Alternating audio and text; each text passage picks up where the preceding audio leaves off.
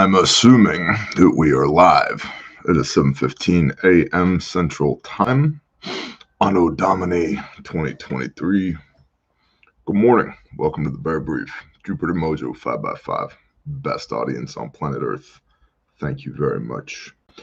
It is the 22nd of November 2023, and we're going to do the brief. Okay, Bear. All right, cool. Good morning to everybody in the chat. What's up, Fluster Cluck? You guys know the drill. Do the YouTube things. If you're not new here, share the show with somebody you love. Ring the little bell icon, thumbs up, all that stuff. If you are new here, don't be a schlub. Subscribe, ring the little bell icon. Comment for the YouTube algorithmic robots, okay? Okay, Bear. Awesome. The show is brought to you by the creator of the universe, Yahuwah your Elohim. Some of us know him, some of us don't. Don't matter. He knows you. And of course, it's brought to you by the patrons, patreon.com, link in the description. And it's brought to you by refugemedical.com, for whom I am the founder and chief shill. We'll talk more about refuge later. But I'll tell you right now, very scarce, the Bear First Aid Kit. As of right now, this morning, they're in stock. You know what to do. We're going to talk about more of your taxpayer dollars going to Ukraine. We're going to talk about a potential ceasefire in Israel. We're going to talk about lithium mines in Arkansas. The leftists, the Greens, which have been infiltrated by the American Communist Party, are super excited that there's lithium to make batteries for EVs out of in Arkansas. And Arkansas is excited because more jobs, more revenue. And we're going to talk about Sam Altman leaving OpenAI, ChatGPT for Microsoft, and then now apparently he's back because reasons. So we'll do the written brief first, then we're going to look at a handful of articles this morning. Okay? Okay. Awesome. The United States Secretary of Defense Lloyd Austin made a surprise visit to Ukraine, during which he announced a new $100 million military aid package for the country and pledged long-term U.S. support, saying to President Zelensky, quote, "The message that I bring you today, Mr. President, is that the United States of America is with you. We will remain with you for the long haul," end quote. Dude, our government might be with you, and they might be with you because they installed you in the first place. They might be with you because we're fighting a proxy war against Russia on your turf. But I don't think the American people are very much so with you. Now, I am pleased to the extent that I'm pleased that for the last month or two, military aid that has been supplied to Ukraine has been measured in millions of dollars, not billions of dollars. But I'm still kind of perturbed because allegedly the way this representative republic is supposed to work is that we hire people as representatives who represent us in DC to function as a lever that the will of the people can pull or push depending on how we feel about a situation. That's not how it works anymore, as we've discussed 100,000 times at this channel. But the people in the really nice suits and wingtip shoes, I don't know, they probably wear Converse in the Senate now for all I know. Anyway, the air quote representatives, they do what they want to do. The politicians do what they want to do, and they take money out of our paychecks, whether you want them to or not, to fund the shenanigans of the federal government. So Lloyd Austin might be with Ukraine. I'm not really with Ukraine. Not that I have anything against the good people in Ukraine. I do have something against $100 million every time we turn around being dropped into the coffers of these politicians in Ukraine that the GAO, Government Accounting Office, and several independent auditors have said anywhere between 70 and 90% of the money that's been poured into Ukraine has been embezzled. Never actually made it to the front lines. Imagine that. We also know, although nobody likes to talk about this because you're not allowed to say the quiet part out loud, that a significant portion of that taxpayer money that has been sent to Ukraine has been siphoned through a number of, bank accounts and shell corps, and then somehow is making its way back into the DNC, the Democratic National Committee. Money laundering 101, says PAEMTFF9. Correct. Money laundering 101. I'm no fan of that. Shall we continue? Yes, we shall. Last winter, Russia targeted energy infrastructure to make life very hard for Ukrainians and to wear on the morale over the harsh winter. Similar long-range attacks on energy infrastructure is expected this winter, too. Still, the stagnated progress of Ukraine's counteroffensive has done nothing to bolster the flagging support from Western society, especially as the war in the Middle East absorbs most of the current emotional attention. Now, you may remember in February we will be pushing. We'll be coming up on the 2-year anniversary of the beginning of the war in Ukraine. February 24th, 2022 was when Russia first felt froggy and launched from Russia and Belarus into Ukraine. And there was a lot of conversation. There's been a lot of conversation about infrastructure attacks by the Russians. And especially during winter time, because in that area of the country without heat, you will die. The reason I bring that up is it always warrants a conversation for us as far as your preparedness is concerned. What are you going to do if the power goes out? And I'm not going to give you a laundry list of things that you should do now because they're pretty basic. High points, bullet points. You should be able to heat your home without the grid. However you can. You should have warm clothing. You should have food and water inside of your house, possibly medical supplies, possibly, jelly bean launchers and jelly beans, depending on what part of the world you live in, because a lot of y'all live in the wrong part of the world.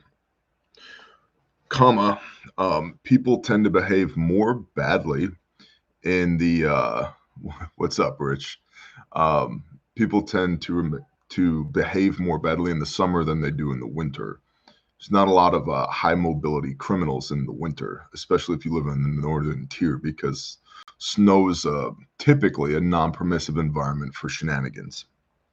But you don't want to freeze to death in your home. Like, remember Texas a couple years ago when the giant fan thing stopped spinning because it got too cold and the Texas grid was on the verge of collapse? Yeah. So have a way to heat your home. Warm clothing recommended. Food, water. You boil water in your house without electricity. Why boil water, Bear? It's a basic human skill. Can't make coffee without hot water. A lot of your freeze-dried prepper foods or your dried goods, need to boil water in order to be able to eat it. It's a medical thing. Boiling water, for disinfection and irrigation of wounds. Don't use boiling water for irrigating wounds, but you need to be using sterile water for irrigating wounds, etc., etc., etc. Why did we let China buy ERCOT? Oh, RL, probably because all of our politicians are bought and paid for. BRICS, the international organization formed by Brazil, Russia, India, China, and South Africa, has called for an end to the war in Gaza. The chair's summary said, quote, "We condemned any kind of individual or mass forcible transfer and deportation of Palestinians from their own land," end quote. Cool. Condemn it all you want. That stuff's probably going to happen whether you like it or not. Just like I don't like the fact that my taxpayer money is going to Ukraine, but it's happening anyway. His opening statements included saying that Israel's actions were, quote, in clear violation of international law, and that the consequences suffered by the Palestinian people amounted to a war crime tantamount to genocide, end quote.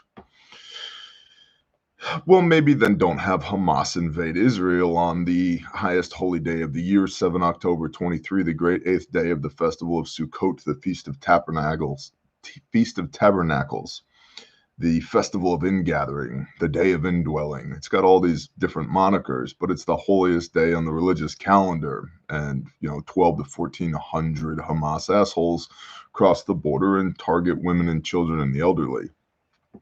You reap what you sow. And there's been a movement since World War II from large-scale conventional warfare, third-gen warfare, guns and tanks and bombs and planes, towards limited conflict. We can argue whether or not that's worked out so well, but we haven't dropped any more nuclear weapons since, what was it, August 6th and August 9th, 1945, Hiroshima and Nagasaki. And I know some of you weirdos in the chat are going to be like, nuclear weapons aren't real. Whatever, dude. Whatever we dropped, it worked really well. Okay.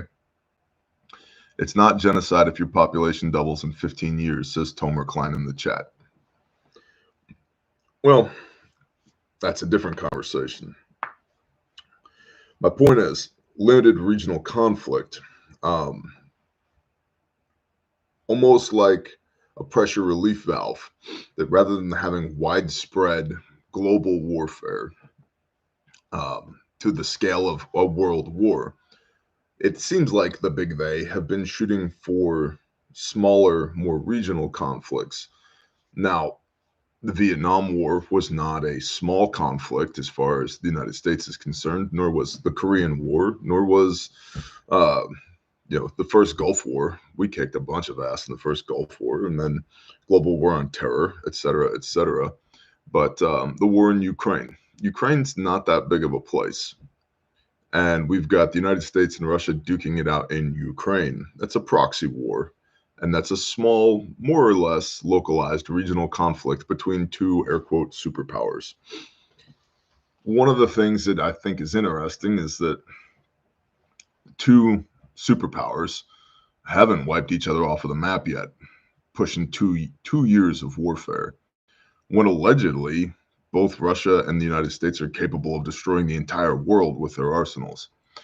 And per the talking points of the big they, I don't recommend you subscribe to the WEF, the World Economic Forum, but I get an email every day from the WEF. Not that I support them. I want to know what they're up to. And the WEF, as well as many others, the Council on Foreign Relations and the 300 and blah, blah, blah, they're all in support of, to the extent they're in support of conflict, they're in support of smaller regionalized conflict, which gets back to what's happening in Israel with Hamas. That's a localized regional conflict between two players. The concern is that it's going to blow up into a larger, potentially worldwide conflict between multiple players. I don't know that it will. The United States has a lot of firepower in the area, and the Muslim world, while it's done a lot of saber rattling, hasn't used its saber very much. There's not a lot of other countries thus far that have flocked to the cause of Hamas and the Palestinians in order to wipe Israel off the map. From the mountains to the sea, Palestine must be free, or some garbage like that. That's not been happening. Doesn't mean that it couldn't, but it's not been happening. And so hopefully for us, being super duper selfish American outsiders perspective looking in, it stays contained to that small region in the Middle East. River to the sea. Thanks, Wisconsin farm boy. Yeah, my Muslim propaganda is low. I apologize. Shall we continue? Of course we shall. Outside of BRICS, China has called for urgent action on the Gaza issue and has played host to the leaders of majority Muslim nations this week. The country does appear to be eager to paint itself as a peace broker for the Middle East while accusing the West of meddling. While China is aiming for the expansion of its global power, State Department spokesperson Matt Miller told reporters in Washington this week that the U.S., quote, would welcome China playing a constructive role in the Middle East, end quote. That sentiment is probably coming on the heels of the meeting between two communist dictators, Xi Jinping and Joseph Robinette Biden Jr., that occurred, was it Monday?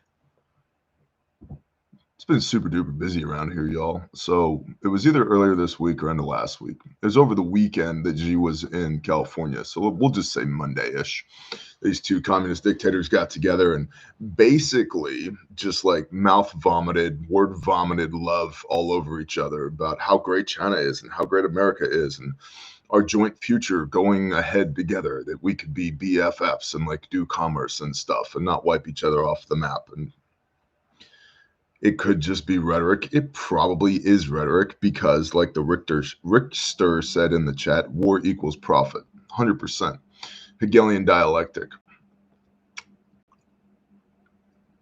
Some people have said this is a feint by China to lull the United States into a sense of comfortability before China takes over the world.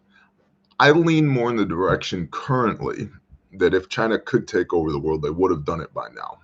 Because the timeline, there's not a better timeline for China. There hasn't been since I've been alive. The United States is about as weak as it has been since I've been alive.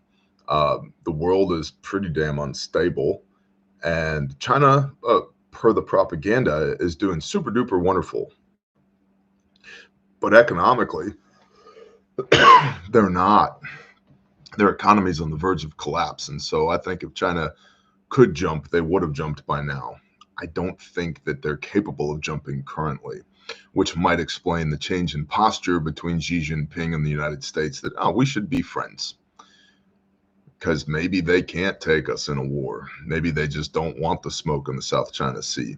Plus, remember, the Marine Corps has been restructuring for littoral combat for the last several years.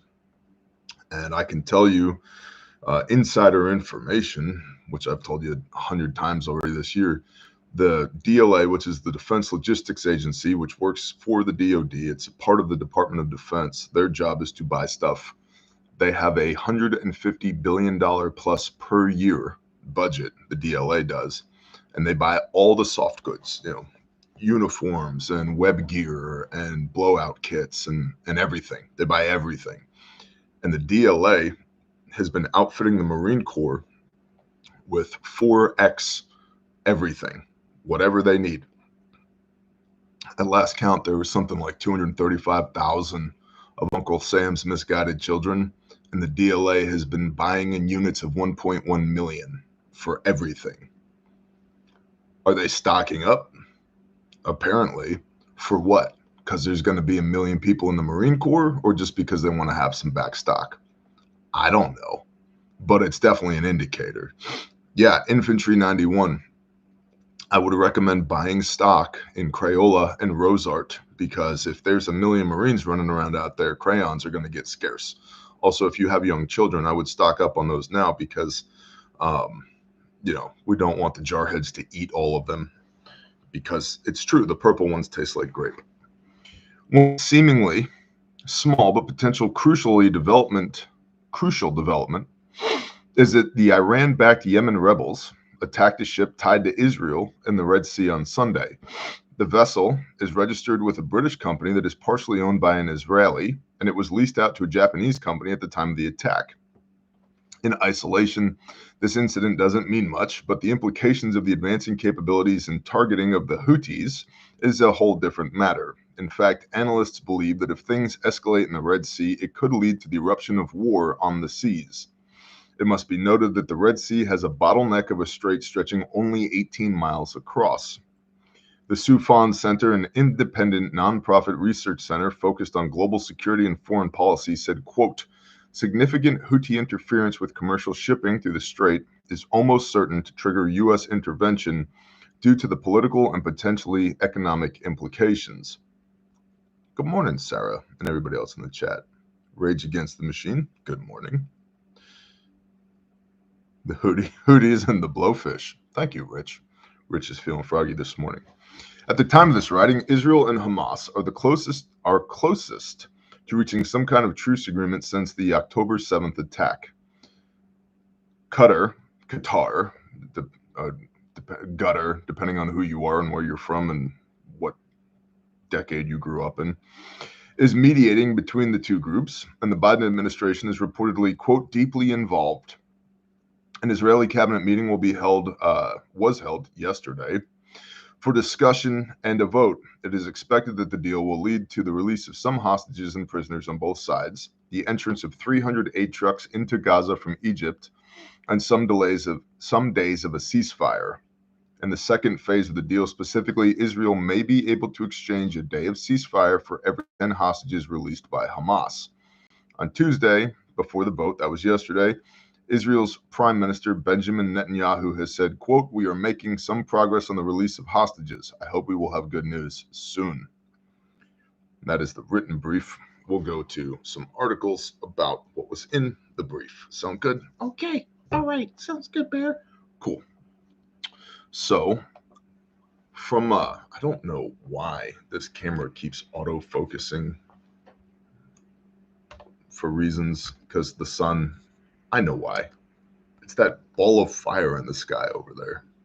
Okay, Bear. Thanks, visual evidence. From RT, Russia Today, propaganda. Yes, we know propaganda. Israel's hostage deal with Hamas. What we know so far. The Israeli government has agreed to a deal that will secure the release of 50 hostages abducted by Hamas during the group's October 7th attack, according to Prime Minister Benjamin Netanyahu. In exchange, Israeli forces will briefly pause operations to allow aid into the besieged Gaza enclave. Israel's cabinet voted in favor of the agreement early this morning, with Netanyahu outlining the basic details of the first stage of the deal in a brief statement. At least 50 hostages, women and children, will be released over 4 days, during which a pause in the fighting will be held, the Prime Minister said, adding that for every additional 10 hostages freed, Israel would pause operations for 1 more day. However, Netanyahu stressed that his country would, quote, "continue the war in order to return home all of the hostages, complete the elimination of Hamas, and ensure that there will be no new threat to the state of Israel from Gaza," end quote. All of Israel's security agencies, the IDF, Shin Bet, and Mossad, reportedly voiced support for the arrangement. The leadership of the Palestinian militant group Hamas issued a statement on its official Telegram channel announcing what it dubbed a ceasefire from both parties. It added that Israel had agreed to suspend military flights over southern Gaza for the duration of the pause and limit air operations in the northern portion of the enclave. The cessation of hostilities would allow humanitarian aid to reach all parts of Gaza, it said. The group also claimed that 150 Palestinian women and children currently held in Israeli custody would be freed as part of the deal, although the Israel side did not confirm a specific number.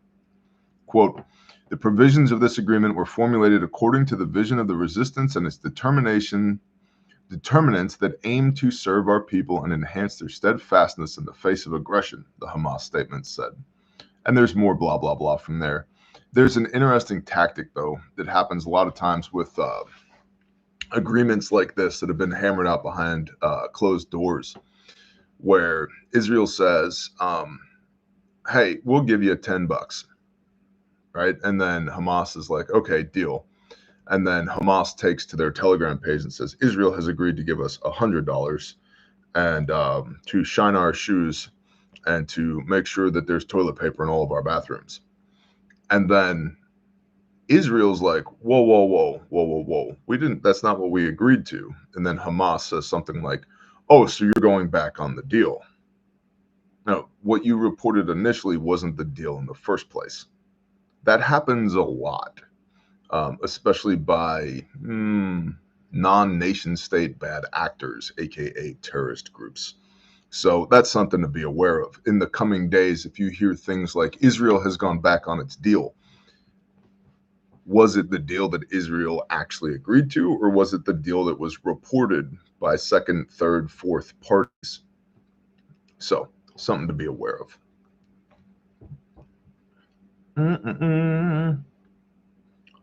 Starfish has a great song in the chat. Turkey for me, turkey for you. Tastes better than Elmer's glue. True. The new anthem of the Bear Nation.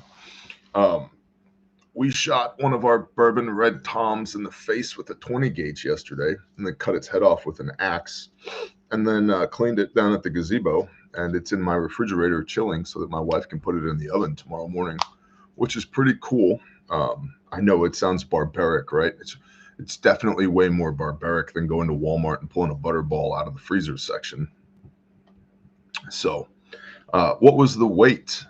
That's a great question, Season. I didn't actually weigh it, but it feels like a 12 to 14 pound bird dressed out. They look huge. They're heritage breeds, and so they look huge. but they're not that big. They're mostly fluff. They look like a 35-pound turkey, and then when you pluck them, it's like, oh yeah, that's a big chicken. So when you axe your turkey, it's the last question. Yeah, I axed it. Um, but let's see. A couple years ago, we did a broad-breasted white, which is very similar to the breed that you will find in the grocery store. And that Tom dressed out at 35 pounds. So 2.5 to 3 times the weight of the one that we've got in the fridge right there, chilling. But we don't need a giant turkey. And the cool thing about the bourbon reds, we've got a lot of bourbon reds, and we've got a lot of heritage turkey. All of our current turkey flock is heritage breeds. They are excellent foragers. I've never fed a turkey, like never. They eat whatever they can find. They eat the grain that falls out of the cow feed and the sheep feed, and they eat bugs and seeds and all the other things that turkeys do. Turkeys in general are really good foragers, but the heritage breeds are excellent foragers. I have never fed this turkey, not one time, and it was gorgeous, good fat content, good healthy looking bird. And so my broad-breasted hens usually dress out to about 21 pounds. Exactly, Rich. No, this is a Tom Ulrich. It's a Tom, a boy turkey. And he got some 20 gauge number 8 with an extreme choke to the top of his head from a distance of 5 to 7 yards. And it was lights out, bro. So, yeah, it's a cool thing about living on a homestead. When you get hungry, you just walk outside and go, I think I'm going to eat you today. Yeah. Speaking of yous, I almost had my wife talked into just doing a sheep for Thanksgiving, but Grandma preferred a turkey for Thanksgiving. Thus, the Tom had to get some. The real news, the reason you're here, forget Israel and Hamas. Let's talk about turkeys in the fridge. Another thing I wanted to touch on this morning is a lithium mine, or a series of mines, that will be developed in Arkansas. Now, I have my own pet theory about this. I think at some point in the distant past, a bunch of rednecks who lived in Kansas got into a fight with a bunch of other rednecks who lived in Kansas, and they left, and they went into Oklahoma and then went east until they ended up in Arkansas. And I said, this is Arkansas now, and that's how Arkansas got its name. Because Kansas is in of itself kind of a ridiculous name. Says the guy who lives in Oklahoma, which literally in Indian means land of red people. That's not me being racist. That's literally what it means. And I can say that because I'm a quarter Cherokee, Choctaw, and Creek. So I love that when people are like, shut up, colonizer. I'm like, bro, Trail of Tears, kiss my ass. Anyway, Arkansas, but don't even pronounce it as Arkansas. Arkansas. Why does it have another S on the end? Anyway, it's retarded. But in Arkansas, there are, I'll read you the article first. This is from corporate.exxonmobil.com. ExxonMobil, drilling first lithium well in Arkansas, aims to be leading supplier for electric vehicles by 2030. ExxonMobil Corporation today announced plans to become a leading producer of lithium, a key component of electric vehicle batteries. Work has begun for the company's first phase of North America lithium production in southwestern Arkansas, an area known to hold significant lithium deposits. The product offer will be branded as Mobil Lithium, building on the rich history of deep technical partnership between Mobil and the automotive industry.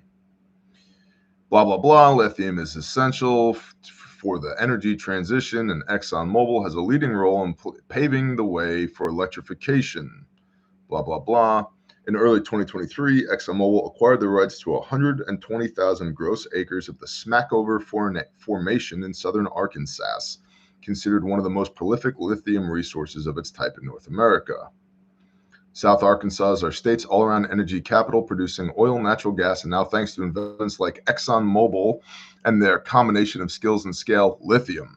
Arkansas Governor Sarah Huckabee Sanders said, "My administration supports an all-of-the-above energy strategy that guarantees good, high-paying jobs for Arkansas and will continue to cut taxes and slash red tape to make that happen." Blah, blah, blah, blah, blah, blah. Essentially, what they're doing is they're drilling wells that are deep wells, like 10,000-foot wells, that have water and or salt water in them. They're pulling the water to the surface, extracting the lithium out of that water, and then pumping the delithiumized, that's a word I just made up, water back into the same hole. Yeah, apparently there's ads on live streams, guys. I'm not in charge of YouTube. Occasionally, if I'm paying attention, I can hit the button to stop the ad, but I wasn't paying attention, so apologies. Now, literally just got an ad. Damn YouTube. Yeah, I apologize. Now, here's the thing I want to point out. A lot of people on the left and the greenies are all about the environment. And that's why we need to have electric vehicles. Well, there's a couple of facts that get in the way. There's a lot of facts that get in the way when it comes to the green movement. The first is, now I don't know if this is the case anymore, but when I was doing in the wind industry, doing turbines and to a lesser extent solar, the numbers 1, 2, and 3 developers of renewable energy in North America, subsidized with your taxpayer dollars, were, are you ready? Who built the most wind?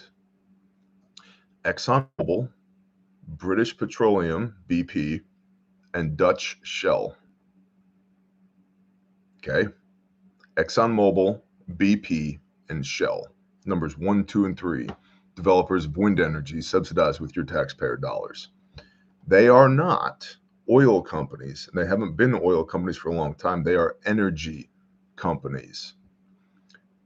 Who gave them that money? George Bush Jr.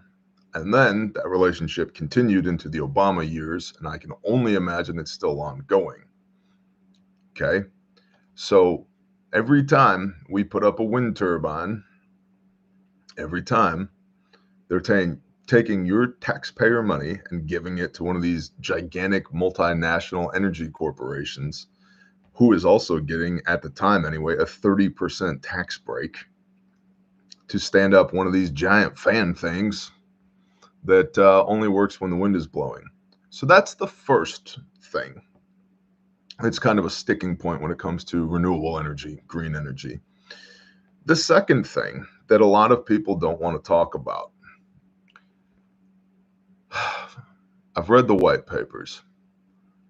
If we took every ounce of lithium on planet Earth that we know of, every known bit of lithium on planet Earth, all of it, and we used it only for batteries for the North American grid, that's it, not the rest of the world, just here in the Estados Unidos, we used the entire planet's lithium for just battery backup for just the North American grid, we would have almost 4 hours of battery backup for the North American grid.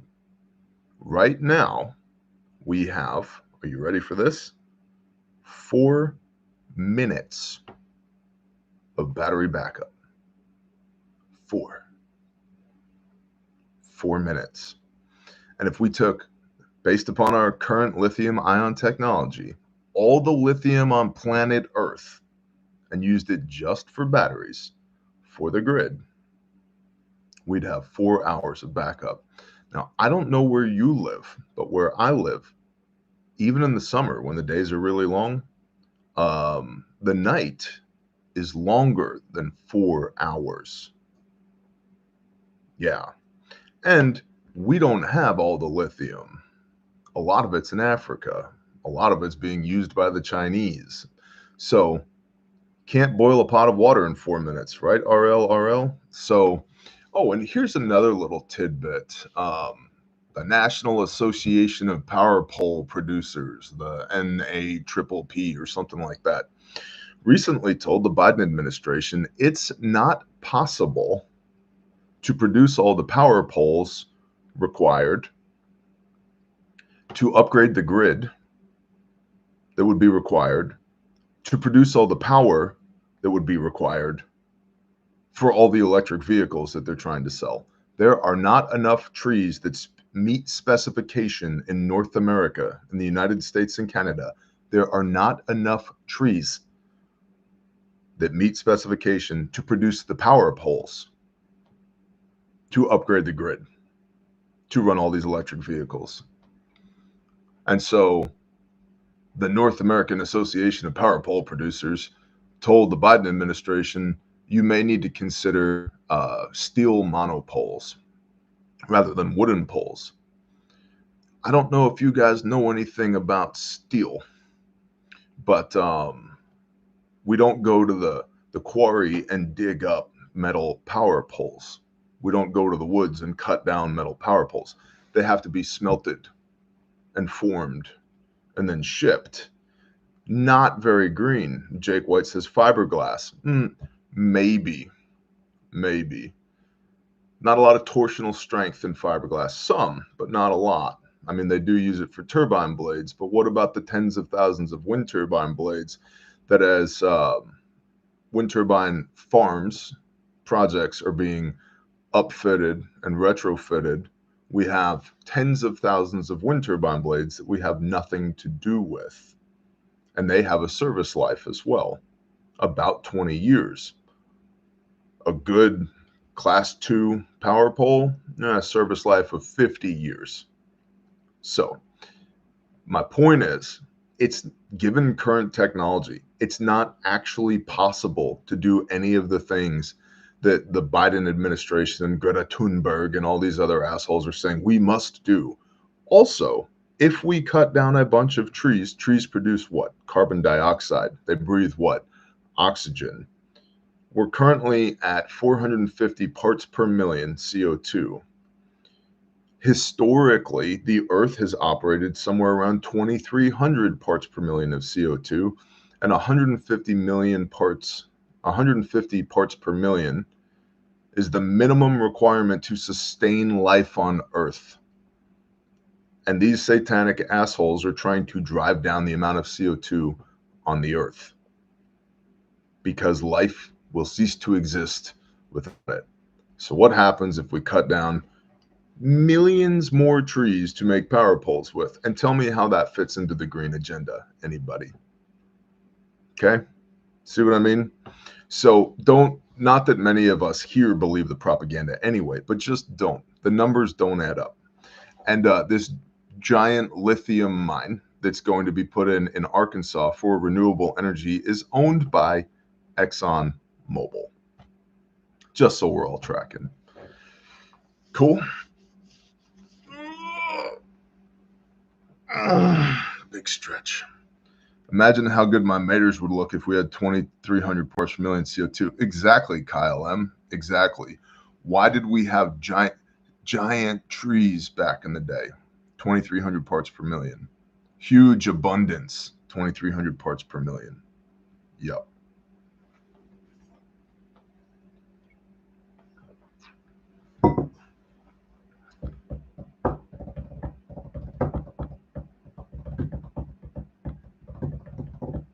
Bear has periodic table dyslexia this morning. Yeah, it happens. I'm asleep. Yes. Trees produce oxygen. People and animals produce CO2. But without people and animals, we don't get CO2. Without trees, we don't get oxygen. You're right. Big white pines are my friends. Here's an interesting anecdote. Do you know why in the Northeast, a lot of the old colonial and pre-revolutionary homes have extremely wide pine flooring planks in them? Do you know why? It's because pre-revolution, the British Navy decided that those big, tall, white pines, red pines, could only be sold to the British Navy to build warships with, because they were the only trees that had the appropriate specification for masts for the British Navy. And so our colonial ancestors said, F you, Mr. British King guy, we're going to cut them down and make floorboards out of them so we can walk all over you. And so a lot of those pine trees were cut down and harvested for building materials, as a big middle finger to the British Navy so that they couldn't be weaponized against the Americans. Yeah. Oh, congrats, Badger. Congrats. Yes, Barry is having periodic table dyslexia this morning. Trees produce CO2, people produce, trees produce oxygen, people produce CO2. My point is, we need more CO2 in the air. And we don't have enough trees to make power poles. Okay? All right. Turmoil at OpenAI. This is coming from TheVerge.com. Now that Sam Altman is coming back, what's next for the creators of ChatGPT? After some haggling, it's official. Sam Altman is returning to his post as CEO of OpenAI. On the 17th of November, OpenAI's board abruptly announced that co-founder and CEO Sam Altman was out effective immediately. After weekend talks to restore Sam Altman to his post fell apart, former Twitch boss Emmett Shear will now be the new interim CEO of OpenAI. Then hundreds of OpenAI employees, including former interim CEO Mira Murati and a board member Ilya Sutskever, signed a letter saying that they would leave the company for jobs at Microsoft unless Altman is reinstated. Now there's an agreement in principle for Altman's return to OpenAI, along with President Greg Brockman. The deal also includes a new set of board members, which sources indicate will include representation from Microsoft. The shakeup comes just shy of 1 year after the launch of ChatGPT, which quickly entered mainstream conversation, became one of the fastest growing apps in history, and initiated an industry-wide race to build generative AI tools and hardware to power them. At OpenAI's first developer conference just a week before his ouster, Altman said the service had over 100 million weekly users and more than 2 million developers were building on the company's APIs. So, Sam Altman, CEO of OpenAI, which created ChatGPT, left. And now he was going to Microsoft, and a bunch of the people at OpenAI said, us too, we're also going to Microsoft. And then the board at OpenAI was like, oops, we might have made an oopsie. Some of them stepped down.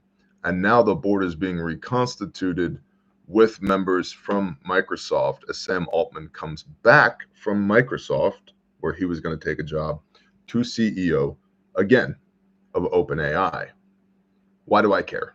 Well, I think that AI has the potential to be really, really dangerous. And I don't like the fact that now Microsoft is embedded in ChatGPT, aka OpenAI. What does that mean for us? I don't know yet, but I don't trust Bill Gates, man. I don't trust Gates at all. And I know he's not directly tied to Microsoft anymore. It's like saying I'm not tied to Refuge Medical. Yeah, I don't handle the day-to-day operations. Doesn't mean I don't have some pull when I walk into that office. Rich Dollars, did you ever figure out what that weird stuff was you were seeing in the sky through the night vision goggles? My nods. No, Rich, and we don't talk about that in Gen Pop, man. That's a Patreon conversation. Yeah. So, just a little earworm for you. Microsoft is now literally embedded in the board structure of OpenAI. And a bunch of the people who were working at OpenAI were going to go work at Microsoft unless Sam came back. And Sam came back and they came back, but Microsoft came back with them. So, something to keep your eyeballs on. Okay? All right. That's the show for today. Thank you for bearing with my less than stellar conversation this morning, as I am not fully caffeinated, but I will be soon. And here shortly, I've got to go hop on a piece of heavy equipment at Caleb House and go move dirt, because we will not forsake the widow or the orphan. Now, if you're one of those people that jumps off when it's time to discuss the value exchange, I bid you adieu. Have a blessed day. Have a happy turkey day. Beat feet, skedaddle, get out of here. Have a blessed day. Shalom. Okay? Okay. All right. For everybody else, links in the description for all this stuff.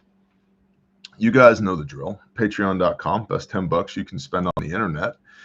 I've been doing a lot of videos lately with the permaculture professionals at Polyface Farms, including walking the property and illustrating the principles being used by Daniel Salatin, who operates Polyface Farms. So we've got some really good videos up on Patreon with Daniel Salatin from Polyface. This morning, talking about pastured poultry and turkeys, which is interesting because tomorrow's Turkey Day. And on Monday, talking about rotational grazing of bovines, cows, on their property and how they do it. And so if you're interested in being able to produce food when the world ends, or maybe even today, so that you can like put your own turkey in the fridge rather than buying one from Tyson or Grower's Pride or whatever. Hey, what's up, NWA Prepper? Shalom, bro. All that stuff is at Patreon. There are significantly more videos and way more in-depth faith preparedness and homesteading videos at Patreon than there are here on YouTube, because algorithms, bro. So check that out. Refuge Medical. Bearfax are in stock currently. This is the Bearfax. There are many like it, but this one is mine. This one is red with reflective, HSA and FSA eligible always. And so if you're one of those people that has an HSA or an FSA, I recommend you use it before it runs out and they take that money back from you. Yeah, because that was your money. And if you don't spend it within the allotted time frame, they take it back from you. And so we can take HSA and FSA at the store at refugemedical.com. Now, these are becoming increasingly harder and harder to get because of global conflict and because of the Defense Logistics Agency and because of myriad other reasons that we've discussed here in the past. So if you don't have one yet or you need another one, check them out, refugemedical.com, as well as components. Like if you need tourniquets, pressure bandages, potassium iodide, SAM splints, all the things. We've got all the things at the store as well. Now, you may be aware that tomorrow is Turkey Day here in the United States of America.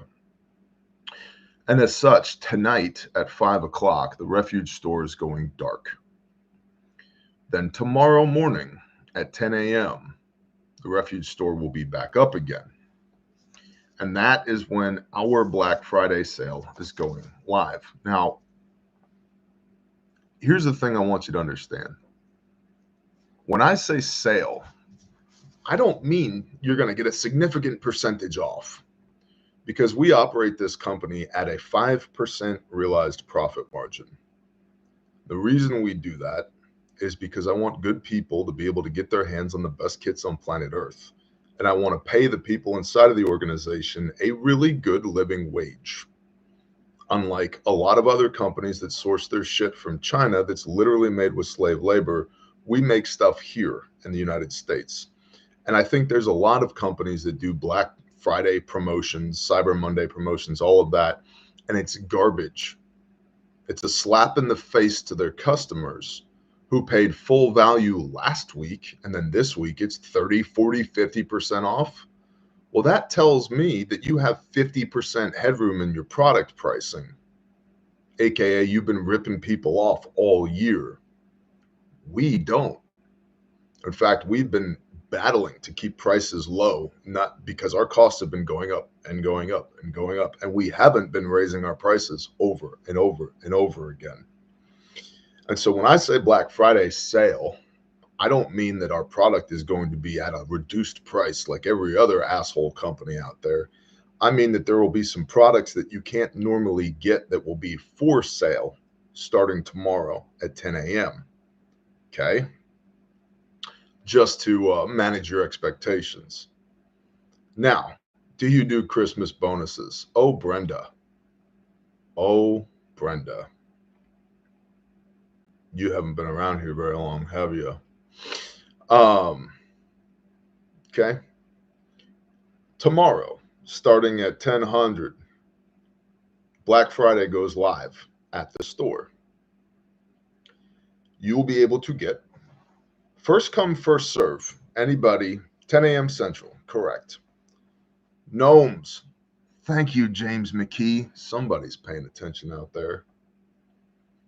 What do you mean, gnomes? If you don't know, you don't know. It's a test. Starting tomorrow, 10 a.m. Central. You spend more than $250, you'll get a free boogie with your order. What's the boogie? It's a little compact, $30 super compact first aid kit that I developed. That's a great, keep it in your purse, keep it in your glove box, throw it in your backpack, throw it in your kid's backpack first aid kit. That if you know what you're doing, will handle massive bleeds, airway, respiratory, as well as boo-boos. Little tiny compact kit. That's the boogie. And so the first come, first serve, first 100 people, you spend more than $250, you get a free boogie. Additionally, tomorrow, Black Multicam kits will go live. Now, we typically only run Black Multicam once per year. And so for you Black Multicam nerds out there, yes, I'm talking to you. We will have Black Multicam kits tomorrow. I mean Thursday, Lugnut. Today's Wednesday. Tomorrow, Thursday, Turkey Day, 10:00 hours Central. Black Multicam kits go live. Do you have a lady in your life that you're concerned about carrying a first aid kit, but they don't like ballistic nylon in red or copy or multicam or marpat or gray or black or Ranger green? The badass ladies at Refuge have selected 2 different colors for ladies, one of which is a really nice royal purple color, which my wife loves. So select kits will be available in purple tomorrow. They will also be available in what we're calling White Beach Party, or it's a blue and white floral pattern as well. And Liberty is saying that surgical buckets are back in stock now. So if you've been on the waiting list for a surgical bucket, you've been trying to get one, but they're out of stock, they're back in stock now. That would be something I would get today before sundown. Okay. Now, starts 10 a.m. tomorrow morning Central. That runs through Friday the 24th. Sundown Friday Shabbat, so the store will be closed. Then on the 26th, the store will reopen Saturday night, and it'll be back to first 100 orders, get a boogie over $250, and the ankle fac will be available for pre-order. And multicam Monday. That's our Cyber Monday deal. So we'll have our what Bob is calling multicam madness. And we'll be launching Kydex tourniquet holsters. So, and Liberty says you can see the new girl patterns on the boo-boo kit listing. So that's what we're doing for Black Friday. In other words, you need to be looking at the store tomorrow after 10 a.m. Central. You're doing a huge product drop. And then Sunday, another huge product drop. So unlike a lot of other companies that are going to take their shit and mark it down 30, 40, 50% because it was trash to begin with, we're not reducing our prices because our prices are already as low as we can get them and maintain a 5% realized profit margin. We are giving you more options, okay?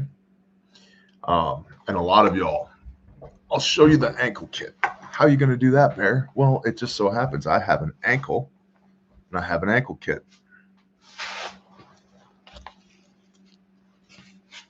Look, an ankle kit. And look at this. You ready? It's stretchy. It flexes. Why does that matter? Because if you're wearing this thing around all day, every day, you want it to give a little bit. This one, I've been wearing for a month of T&E, and Bob wore it for a couple weeks before that. So this has 6 weeks of use on it, and it looks like it's new. And this has in it, in this pocket here, and you can get these loaded or unloaded, bag only option. So I've got my flat duct tape, I've got my gloves in here, right here, and I've got my compressed gauze for wound packing as well in here, that first little pouch.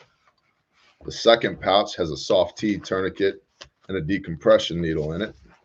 You can see the top of it right there, soft T decompression needle, Sharpie, right? And then in this pouch right here,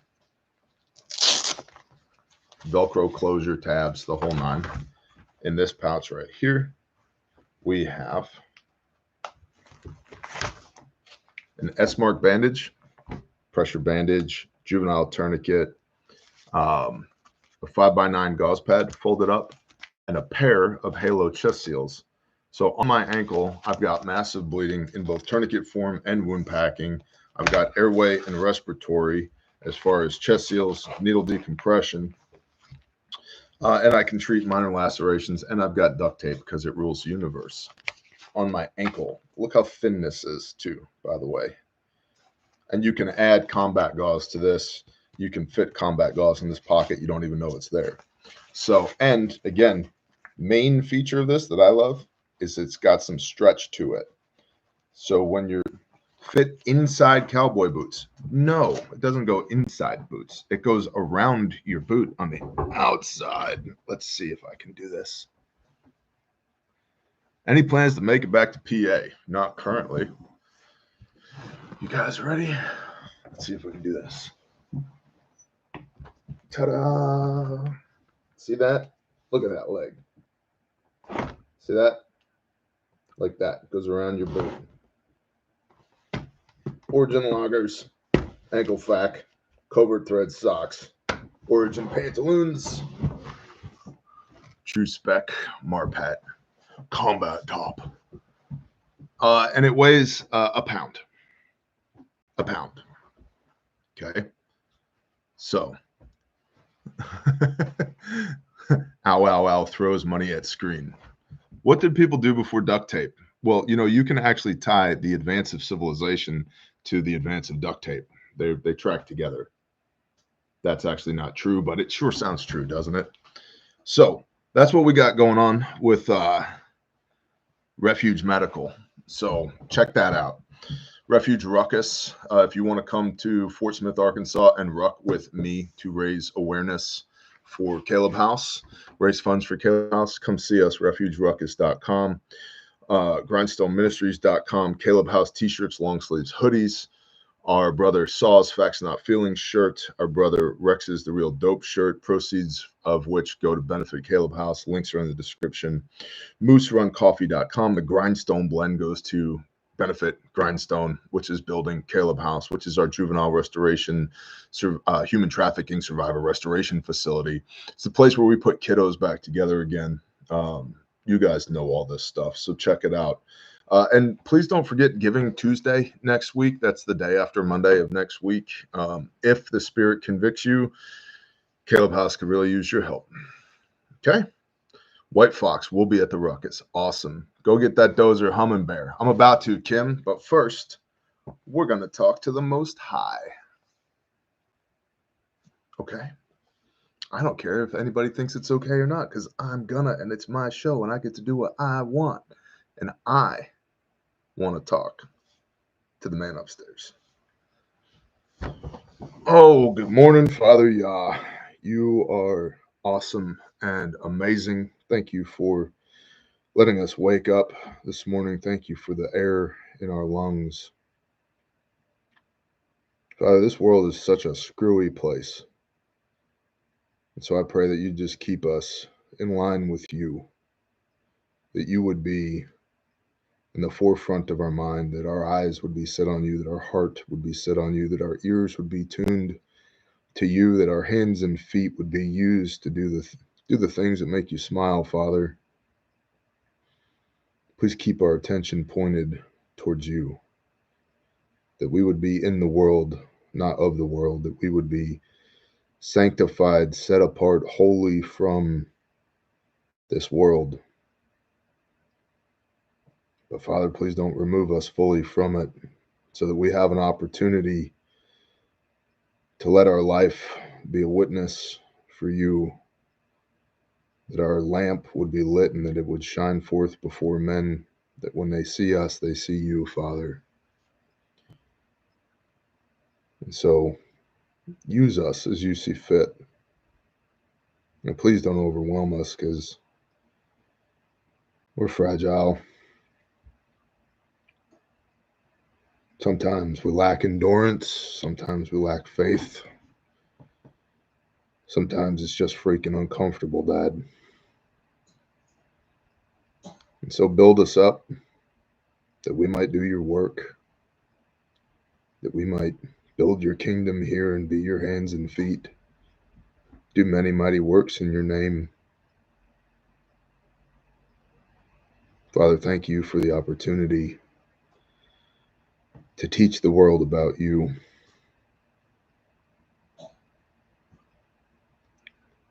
Father, I pray that you'd bless all these people today. I pray that you'd smile upon them. You okay? All right. You want to pray with me? Here, give me your little hand. Good morning, honey. Father, yeah, thank you even for this. Father, be indwelt in our homes. Let us lead our families. Be righteous men of you. To fear nothing but you. To put 10,000 to flight. Thank you for brethren. Thank you for awesome sisters. Father, thank you for all of your myriad blessings. Father, if there's anything within the sound of my voice that's not of you, I rebuke it in the name of Yeshua HaMashiach and command it to destroy itself. Put a hedge around all these people, that no weapon formed against us shall prosper. Give us strength and power and authority in the name of Yeshua HaMashiach. Pour out your Ruach HaKodesh for wisdom and discernment.